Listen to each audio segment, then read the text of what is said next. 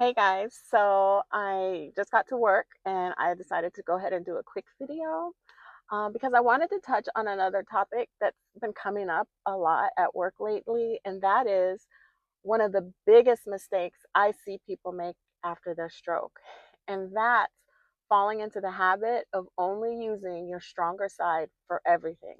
Now, obviously, there are times when it just makes sense to rely more on your stronger side, your stronger arm or your stronger leg, just to get something done quickly or for safety reasons.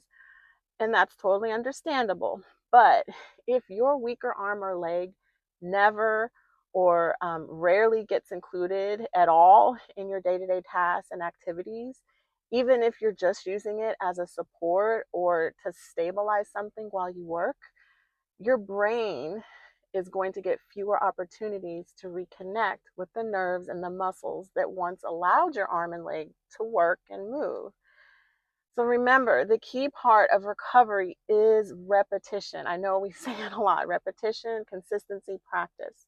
Whether you're doing reps of a specific stretch or an exercise, weight bearing, visualization, um, or just using your weaker arm or leg, like I said, to stabilize or support something while you engage in some other task, it all counts.